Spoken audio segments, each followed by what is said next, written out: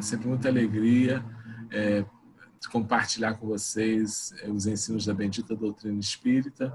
Hoje nós vamos falar sobre o medo. Eu botei atrás de mim um garotinho medroso, né? Que um pouquinho de quem fui eu. Eu tive uma infância de muito medo, uma adolescência de medo, uma fase adulta inicial também de muito medo.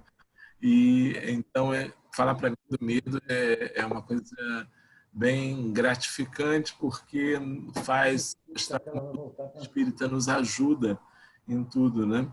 Como ela nos faz crescer. Então nós vamos compartilhar com vocês alguns slides e a gente vai trazer algumas informações dos bons espíritos a respeito do assunto para a gente ir refletindo. Vocês estão me ouvindo bem, não é isso? Então vamos lá.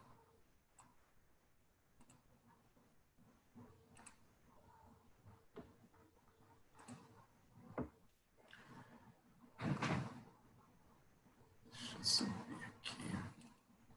Pronto. Tudo certinho? Todo mundo me vendo direitinho? Então vamos lá. A influência do medo em nossa saúde física e mental. Quando a gente fala do medo, das doenças físicas, mentais, espirituais, a gente precisa fazer uma primeira reflexão, né? E eu estou lançando essa pergunta aí para vocês, para que a gente possa, estudando junto, aprendermos sobre o assunto com profundidade. Então, a primeira pergunta é: nós somos herdeiros de quem? Vou deixar um pouquinho para vocês refletirem, né? Acho que a mensagem de abertura hoje já foi já estava compatível com o início do nosso estudo, né? Ela já dizia bem a resposta para essa questão. Nós somos herdeiros de nós mesmos, né? Aí Joana de Ângeles, em Atitudes Renovadas, diz assim: a problemática de qualquer natureza na área da saúde é sempre defluente das estruturas morais de cada ser humano, em relação às suas experiências evolutivas ao longo de sucessivas reencarnações. Então, nós trazemos hoje, no nosso momento atual, muitas problemáticas originárias do nosso passado. No passado recente, como dizem lá no Livro dos Espíritos, coisas que nós herdamos dos atos desta própria encarnação ou de encarnações sucessivas, mas sempre numa linha de passado, né? De momento que já foi. Então, essa herança, ela pode trazer para a gente algumas questões que são, às vezes, graves, difíceis de resolver, outras mais fáceis, mais comum da gente contornar, mas nunca são originárias do outro, ou da vontade de um Deus manipulador, maniqueísta, né? A gente está sempre pensando em Deus como nosso Pai, que instituiu leis eternas e nós nos encaixamos nessas leis. Então, portanto, nós somos herdeiros de nós mesmos. As enfermidades espirituais podem produzir distúrbios no corpo físico pelo processo conhecido como somatizações, tendo como causa desarmonias psíquicas próprias do enfermo ou da influência exercida por entidades espirituais.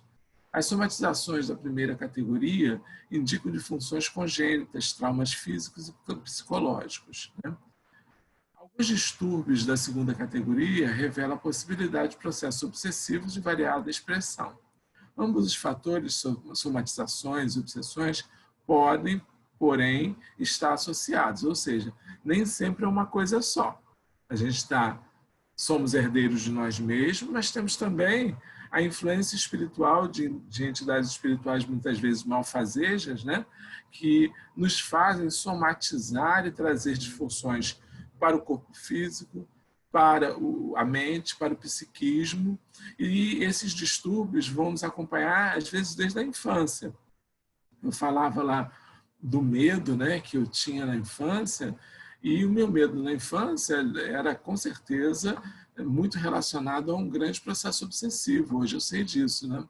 E esse medo me trazia problemas de saúde física, me trazia problemas de saúde mental, e assim faz também com muitos de nós. Muitos dos medos, das inseguranças, das ansiedades que estão no nosso organismo, elas estão sempre se referindo a esse conjunto, a essa associação, como nos diz o Espírito André Luiz, entre o céu e a terra, entre uma influência espiritual negativa e as nossas próprias tendências do passado. Todo o curso da evolução, que é a tomada de consciência do espírito, tem como estrutura o autoconhecimento, que proporciona o autoamor, passo decisivo para que essa força criadora desabroche com todas as potências que lhe são pertinentes.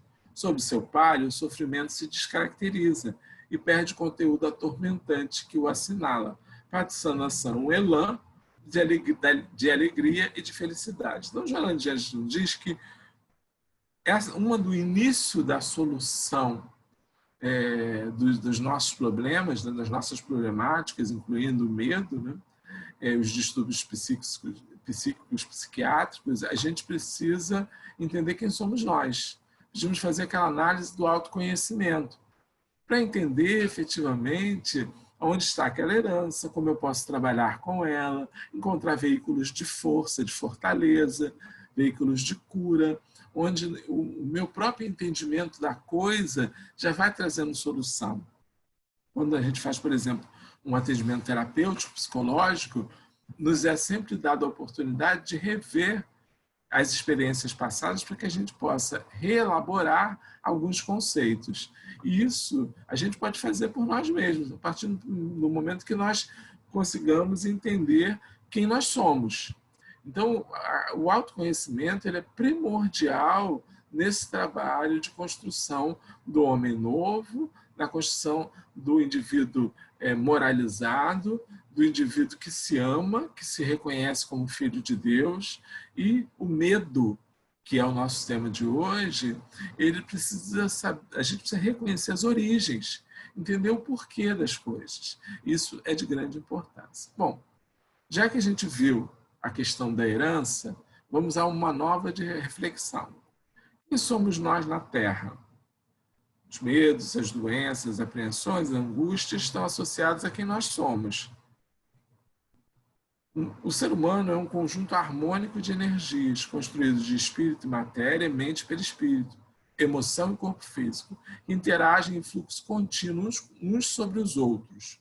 Qualquer ocorrência em um deles reflete no seu correspondente, gerando, quando for uma ação perturbadora, distúrbios que se transformam em doenças e que, para serem retificados, exigem renovação e equilíbrio do fulcro de onde se originaram. Então, lembra do autoconhecimento?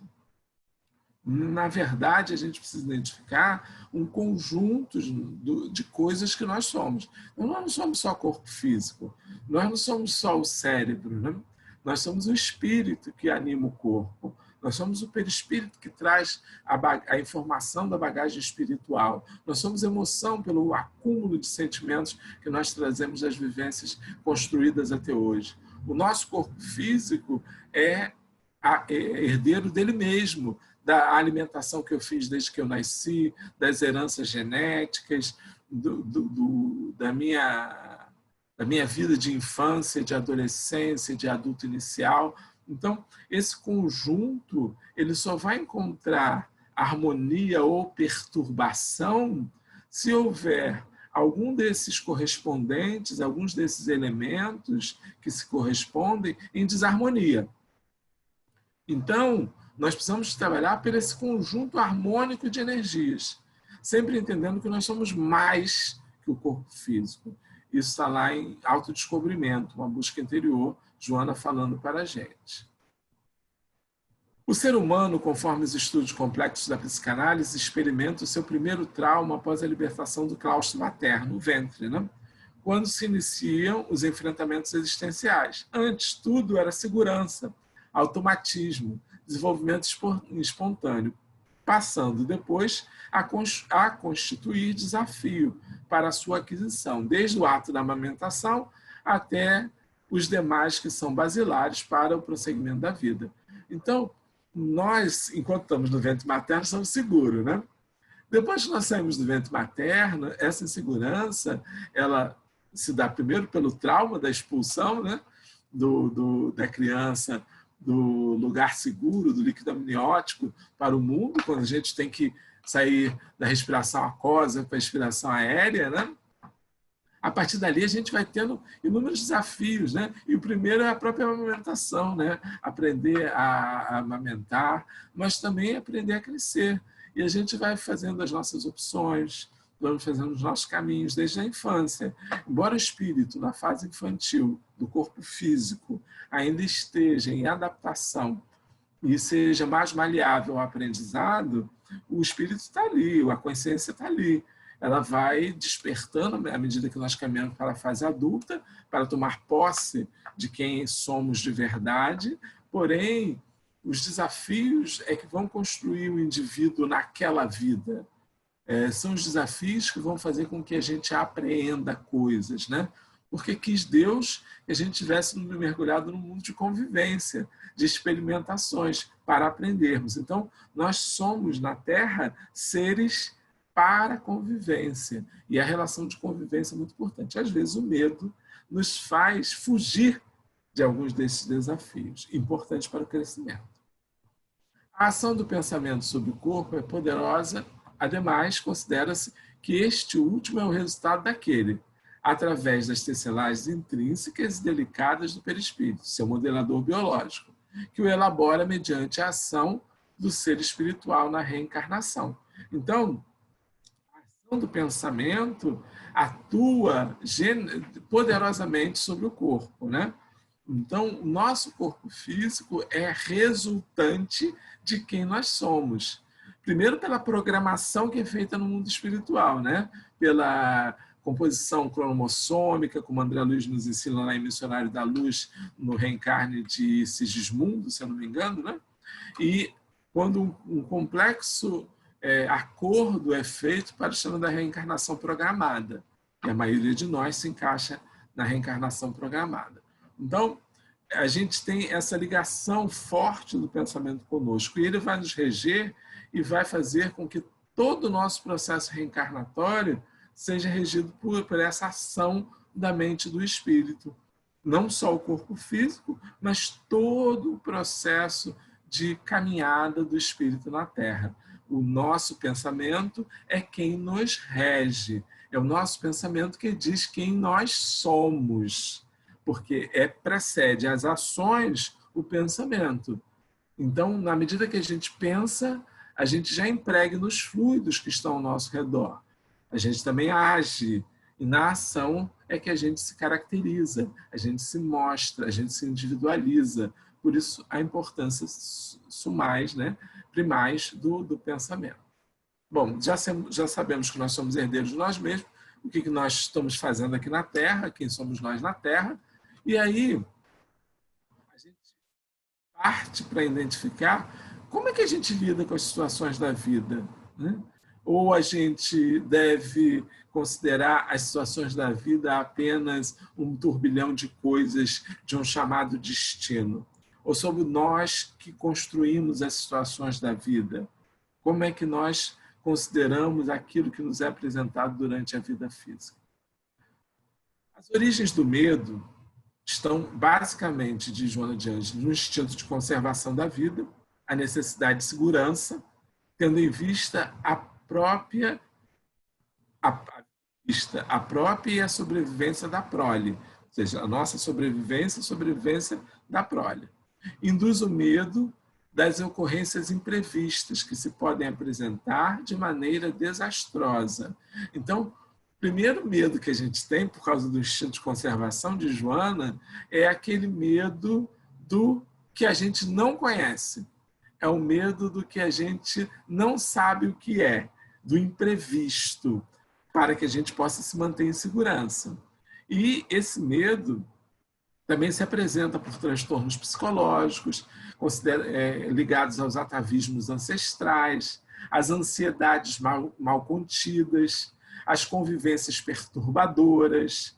Então, as principais origens do medo estão aí, né? No desconhecido, nos transtornos psicológicos, nos atavismos ancestrais, as coisas que a gente traz do passado, as ansiedades mal contidas, né? E as convivências perturbadoras, aquelas convivências que nos ameaçam, que nos constrangem, que nos deixam inseguros e, portanto, em situação de medo. O medo, ele pode resultar de causas reais ou imaginárias. Isso é bem importante, porque muitas vezes, especialmente quando esse medo já está instalado, a gente vê coisas onde não existe. A gente percebe coisas onde não há. A gente imagina coisas onde não se colocam. E desencadeiam, produzindo mesmo resultados emocionais. Então, sendo real ou imaginária, isso produz resultados emocionais na gente. Não é exatamente o fato que se responsabiliza pelo acontecimento, mas conforme o mesmo é sentido ou comprometido pelo indivíduo, que se torna o fator desencadeador do medo. Então, quando a gente diz assim, eu tenho medo, sei lá, de espíritos, que tem espírita que tem medo de espíritos, né? Ainda tem. E não é especificamente a presença do espírito que nos dá medo, é a possibilidade de ter. Então, é o sentimento, a insegurança que é trazida, que pela incompreensão, né, que faz com que o medo se instale. Então, muitas vezes, passou uma sombra, é espírito. Passou um vento, mexeu na cortina, é espírito. Considerando alguém que tenha medo de espírito, né? E assim vão as coisas. Por exemplo, quem tem algum trauma, algum medo associado a uma perseguição, né? Associado a alguém que o persiga. Se sentou alguém do lado dela, já pensou, essa pessoa está querendo alguma coisa comigo. Né? Porque não é a pessoa em si, não é o ato, a ameaça, às vezes, instalada, caracterizada, mas o desencadeador do medo é o sentimento que está em nós. E aí, esse medo, ele pode ter várias facetas, né? Joana traz algumas para a gente. A origem do medo, né, pode estar em a gente ter medo de amar, medo de ficar triste, medo de ser infeliz, medo de ter raiva, medo de fracassar no relacionamento sexual, medo de adoecer, medo de morrer, medo de ser incapaz de enfrentar situações inadequadas e inesperadas.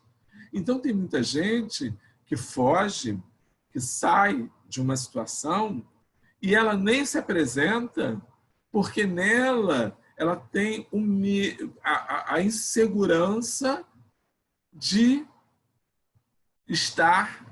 acabar estando no local em que a situação seja para ela inadequada ou inesperada. Então, antes que aquilo aconteça, ela instala em si o medo e reage à situação. Porém, nada aconteceria. Na verdade, a problemática está no indivíduo, não na situação em si. Evidentemente, todos sentem medo em algum momento ou circunstância da existência física, o que é perfeitamente normal. Claro, em algum momento a gente vai ter um medinho. Isso não faz mal, não é errado, não nos trará grandes problemas. Aqueles que reconhecem possuir o sentimento com mais facilidade enfrentam-no, podendo controlá-lo, enquanto que aqueles que o negam mascaram-no e sofrem dos efeitos perturbadores. Então, a melhor coisa que a gente tem é assumir que tem o medo, que tem medo de determinada situação. Então, eu tenho medo de me apaixonar, porque para mim isso vai me causar algum prejuízo. Para mim isso vai me trazer algum desconforto.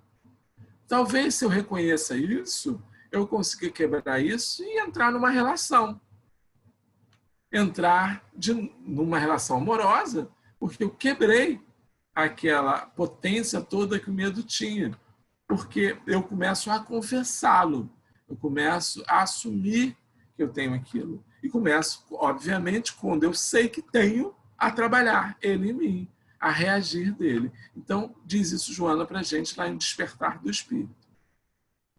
Na infância, quando faltam os meios de defesa da criança, a mesma tomba na urdida perversa do adulto e se torna rígida para não ceder às lágrimas, ao desespero ou não reagir, com medo de punição mais rigorosa, refugiando-se na ira sob controle, que se prolonga por toda a existência, impedindo a naturalidade no comportamento, a afetividade espontânea e etc. Então, muitas vezes, na infância, são implantados em nós medos, muitas vezes pela urdida, pela ação, pelo planejamento perverso do adulto, né?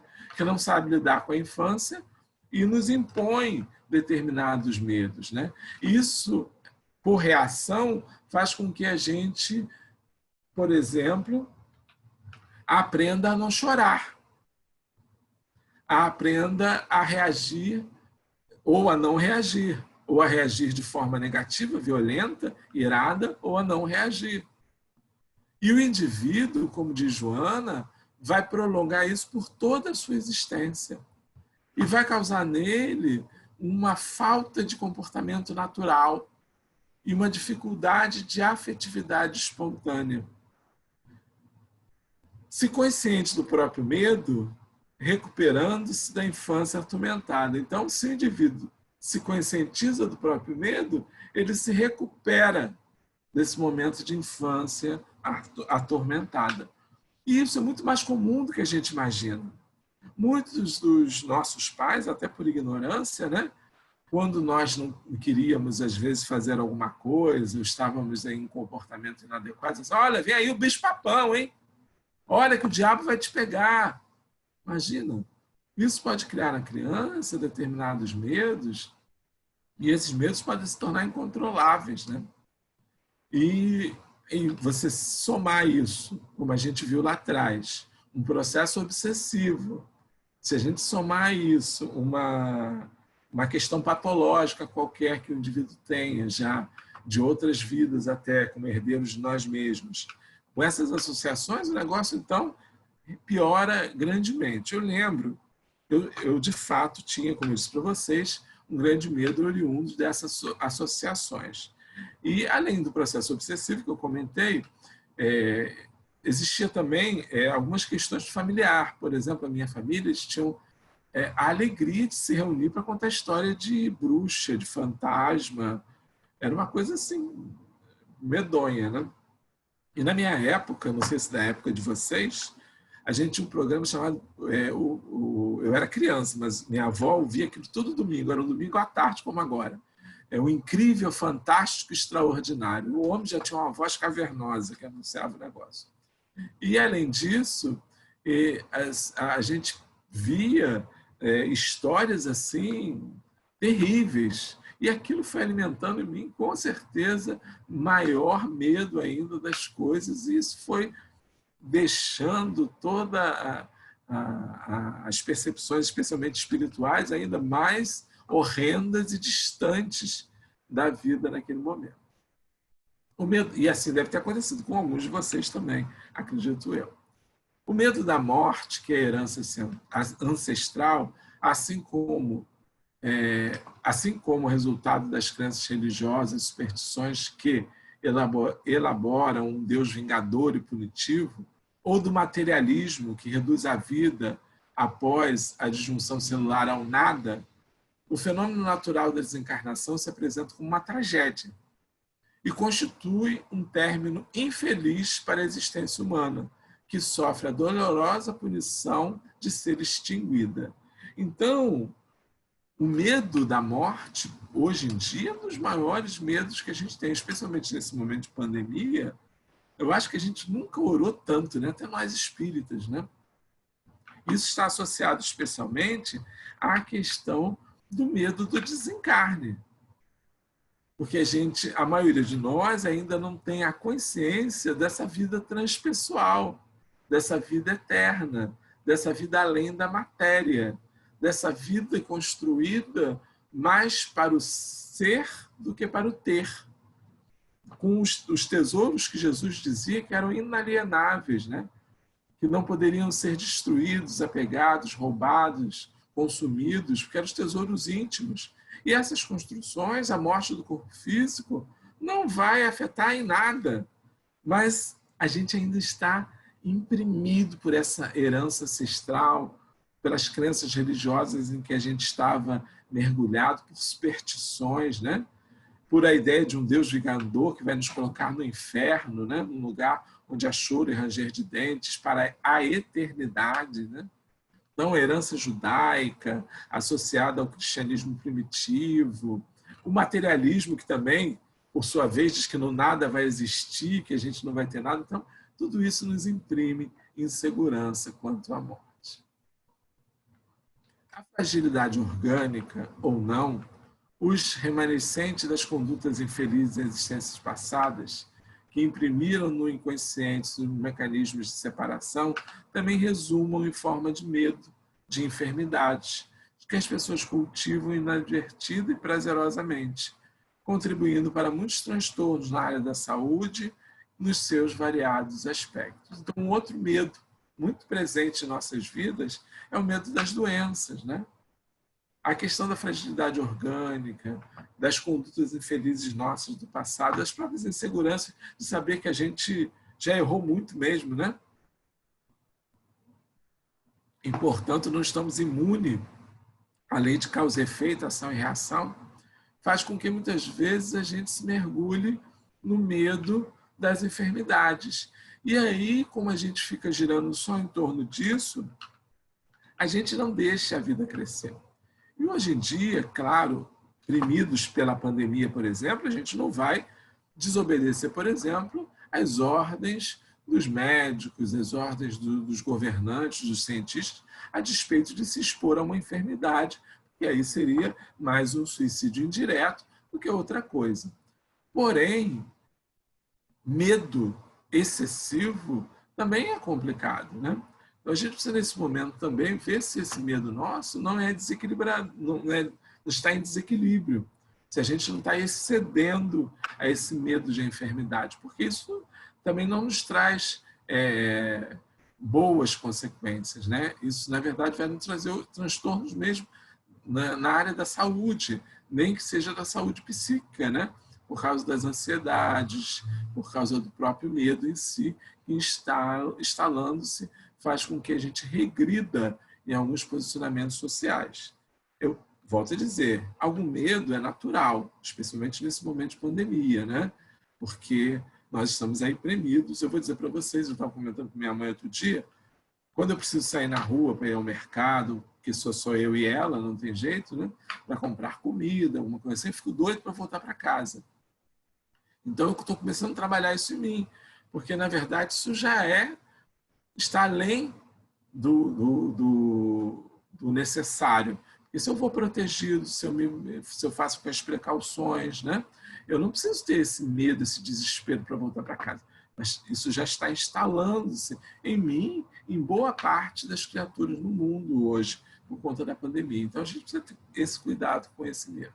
Bom, já que a gente viu como é que se apresenta o medo, como é que se instaura o medo, como é que a gente vive com saúde? Como é que a gente pode buscar solução para o medo, para as doenças que se instauram? Aí Joana nos diz o seguinte, olha, determinadas emoções fortes como o medo, a cólera, a agressividade, o ciúme, provocam uma alta descarga de adrenalina na corrente sanguínea, graças às glândulas suprarrenais. Por sua vez, essa ação emocional, reagindo no físico, nele produz aumento da taxa de açúcar, faz forte contração muscular, faz a volumosa irrigação de sangue e sua capacidade de coagulação mais rápida.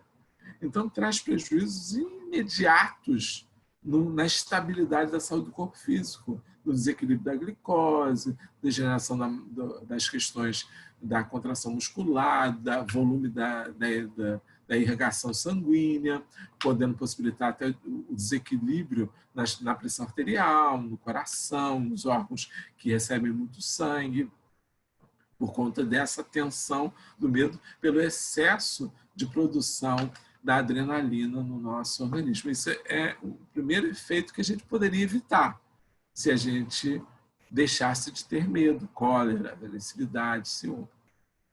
A repetição deste fenômeno, várias doenças como diabetes, artrite, hipertensão.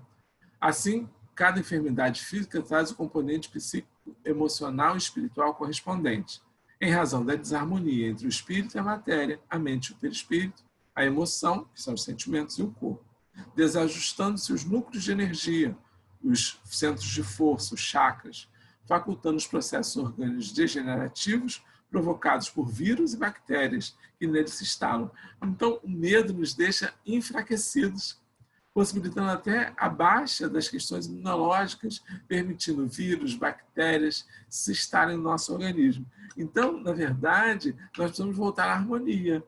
O medo nesse momento, por exemplo, da pandemia, não é bom para a gente, né? A atitude de precaução, a atitude sadia, ela é importantíssima, mas é excessivo, oriunda do medo, é desequilíbrio, é desarmonia. Então, a gente precisa chamar a nossa razão, a nossa consciência, para voltarmos ao equilíbrio. Fossem cultivados os sentimentos nobres e ampliada a área das reflexões tranquilizadoras, aquelas que se expressam pelo amor, e os antídotos vibratórios gerados pelo espírito combateriam os agentes enfermiços, reorganizando os equipamentos danificados. As emoções básicas do ser humano são 3: o amor, a ira e o medo.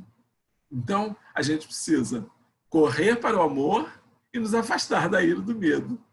Então, essa é uma grande dica de Joana lá em Atitudes Renovadas. O amor e qualquer sentimento nobre vai ser uma espécie de antídoto vibratório. Então, a gente precisa cultivar o amor em nós, né? Em atos, palavras e pensamentos, para que a gente possa, especialmente nesses momentos, combater essas situações. A saúde, quanto mais consciente o ser, mais saudáveis os equipamentos para o desempenho das relevantes tarefas que lhes são reservadas. O pensamento salutar e edificante flui pela corrente sanguínea, como um tônus revigorante das células. O oposto também ocorre, realizando o mesmo percurso e perturbando o equilíbrio e a sua destinação. Então, procuramos pensamentos salutares, recorremos à meditação, recorremos à boa leitura espírita. Vamos fazer com que nosso sangue, a nossa corrente sanguínea, possa se livrar desses efeitos do medo e nos trazer de novo, enquanto seres conscientes, essa harmonia no organismo. Em uma autoanálise cuidadosa, é possível identificar as dificuldades e trabalhá-las, recuperando o equilíbrio abalado desde os dias da infância, os dias infantis. É compreensível, porém, que permaneçam os receios naturais de tudo quanto se apresenta como desconhecido até o momento de identificá-los, de tudo quanto produz dor e sofrimento, não lhes evitando o enfrentamento e avançando na sua direção com naturalidade e discernimento, a fim de ultrapassá-los. Essa conduta resulta em uma atitude saudável perante a vida e a si mesmo. Então, enfrentar, após uma autoanálise, um conhecimento de si mesmo, trabalhando em si, né, tudo que a gente tem do passado, as origens do medo, conhecendo onde estão as origens desse receio, tornando ele não mais desconhecido, mas conhecido. É preciso que a gente enfrente o medo. Então, se a gente tem medo de escuro, a gente deve entender de onde vem esse medo e procurar ficar no escuro. E aí entender que o escuro ou o claro é indiferente. O indiferente é seu estado de segurança, onde você esteja. Discernir, agir com naturalidade, né? Para que a situação que é externa não fortifique uma problemática interna, quando na verdade nada tinha no externo. Como terapia para todos esses conflitos que geram medo, torna-se indispensável a ajuda correta do psicoterapeuta habilitado. Então, em determinados momentos, o medo precisa da ajuda terapêutica. O esforço do paciente para libertar-se da ira, amor, ira e medo, sempre juntos, né? Só que o amor é a solução, a ira e o medo é o prejuízo. Estar sob controle da amargura penetrante, conscientizar-se dos próprios limites e das infinitas possibilidades que se tem. Ver possibilidades que lhe estão ao alcance. Ter o desejo real de realizar-se e de ser feliz. libertar-se do controle inconsciente desses sentimentos perturbadores. Muitas vezes o medo ele toma a gente. Eu tenho medo, e eu sempre falo nele, porque tem que falar, né? Que é o medo da água. Eu não sei nadar e tenho medo de água. Mas eu venho tentando trabalhar isso, né? Para que a gente possa, em algum momento, elaborar e conviver conscientemente para aquilo. Imagina você está na piscina, a piscina é rasa, não tem motivo para ter medo, né? Agora, se a piscina está mais fundo, não vai para o lado mais fundo se você não sabe nadar. Ou procura aprender a nadar, procura uma boia, um recurso que possa te dar segurança, né? Então, é importante a gente estar consciente e não deixar que o medo nos domine. Joana, em Atitudes Renovadas, diz assim: renova-te com frequência, libertando-te dos pensamentos mórbidos, enriquecendo-te de alegria e de trabalho edificante. Ainda ela diz: o Evangelho de Jesus é o mais adequado tratado de psicoterapia para a conquista da saúde total, que se encontra ao teu alcance. Então, o Evangelho de Jesus nos ajuda a entender alguns medos, tá? E nos ajuda a enfrentar alguns medos, eu não tenho dúvida nenhuma disso. A figura excelsa de Jesus nos dá bastante segurança. Eu não sei se vocês viram aquele filme, o Sexto Sentido, né? Em que o menino via pessoas desencarnadas, né? E eu lembro muito bem, aquele menino me lembrou muito a minha infância. Por causa do meu medo, e como minha família, parte do meu pai, minha mamãe é protestante, meu pai era católico. E eu convivia muito com uma das vós que era católica, ela me dava medalhinhas de santo. Eu amarrava tudo no travesseiro. Então, eu tinha no travesseiro um cacho cheio de medalha, costurava aquilo ali, botava barbante, crucifixo, pendurava o santo pelo pescoço, tudo ali no travesseiro. E eu dormia agarrado naquilo, porque ali estava a minha segurança, né?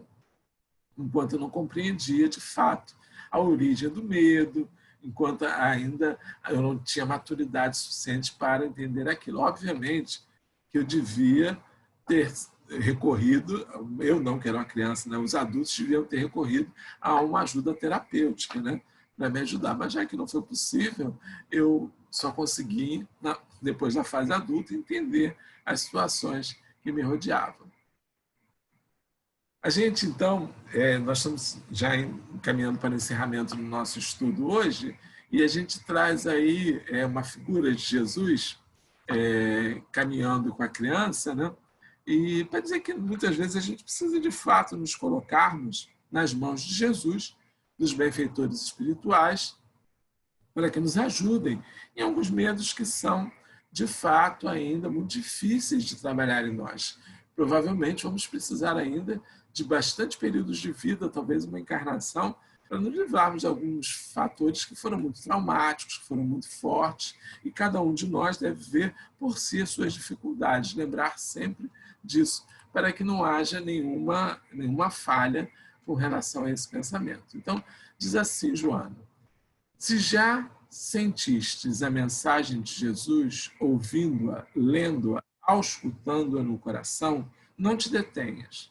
Aproveite este momento importante e deixa-te penetrar por ela, a fim de que a tua seja uma aprendizagem valiosa, que te facultará a alegria de viver, libertando-se das causas das aflições e emulando-te ao crescimento interior incessante.